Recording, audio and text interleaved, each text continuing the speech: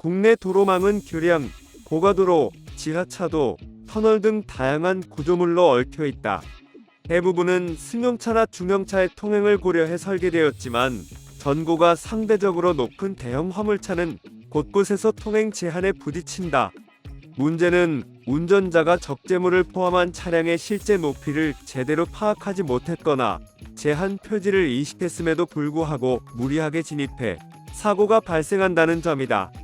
2023년 서울 신월요의 지하차도에서는 제한 높이 3m를 초과한 3.9m 트럭이 진입해 천장을 들이받았다. 충돌 여파로 차량 10여 대가 연쇄 파손되고 시설물이 크게 훼손되면서 복구에만 수억 원이 소요됐다.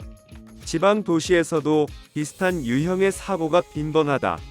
하지만 전고 위반 사고를 별도로 집계 분석하는 공식 관리 체계는 여전히 마련되지 않았다.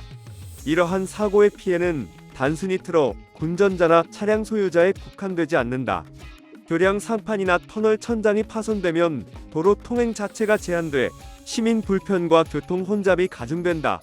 낙하물이 도로 위로 떨어지면 다른 차량이 2차 피해를 입어 대형 인명사고로 번질 위험도 크다. 그럼에도 불구하고 사고 발생 시 책임은 대체로 운전자에게 전가된다. 화물공제조합이나 민간보험을 통해 피해 보상을 시도할 수 있지만 전고 제한 표지판을 무시하거나 허가된 운행 경로를 벗어난 경우는 운전자 과실로 판단돼 보험금 전액 지급이 어렵다. 결과적으로 수천만 원에서 수억 원에 이르는 시설물 보수 비용과 적재물 손해를 운전자가 직접 감당해야 한다. 한 공제조합 보상팀 관계자는 운전자 과실이 명백한 경우 보험은 일부만 보상되며 나머지는 개인이 부담해야 한다고 설명했다. 실제로 사고 한 번으로 인해 평생 일군 재산이 하루아침에 무너지는 사례도 있다. 예방을 위한 기술적 대안도 제시되고 있다. 화물차 전용 내비게이션은 차량의 높이와 중량을 등록해 통행 제한 구간을 피하도록 안내하는 기능을 갖추고 있다. 메퍼스의 아틀란 트럭은 대표적인 사례로 배차 시스템과 연계해 차고지 주변 위험 요소까지 안내하는 등 세밀한 기능을 제공한다. 그러나 기술만으로는 한계가 뚜렷하다. 일부 구간은 제한 높이 표지판이 지나치게 작거나 시인성이 떨어져 운전자가 쉽게 놓칠 수 있다. 도로 관리 체계도 표준화되어 있지 않아 지자체마다 설치 위치나 안내 방식이 제각각이다. 전문가들은 현재는 운전자 주의에만 의존하는 구조라 한계가 분명하다며 국가 차원에서 표지판 개선, 도로 구조물 관리 기준 강화, 사전 경고 장치 도입 등을 병행해야 한다고 강조한다. 해외 사례는 우리에게 분명한 시사점을 준다. 호주는 전고 위반 차량이 접근할 경우 워터 커튼을 분사하고 레이저 경고 신호를 띄우는 첨단 시스템을 도입했다.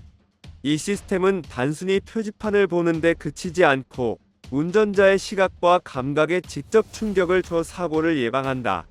도입 후 전고 위반 사고가 30% 이상 줄어든 것으로 나타났다.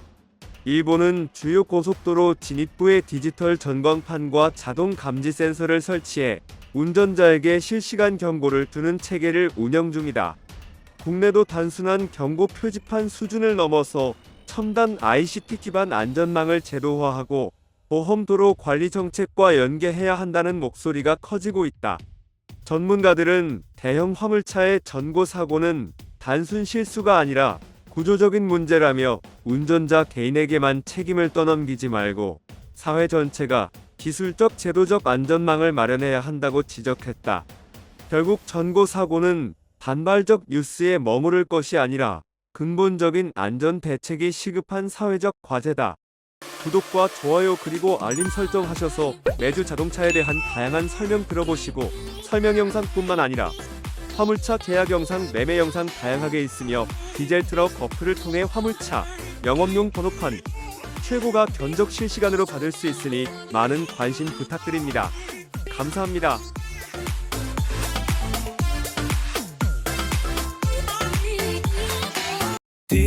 디지털 턱 중고 트럭은 디지털 턱 노란 넘버는 디지털 턱 주소 면허는 디지털 턱 트럭 상담은 디지털 턱 상담 문의는 1644 9779 상담 문의는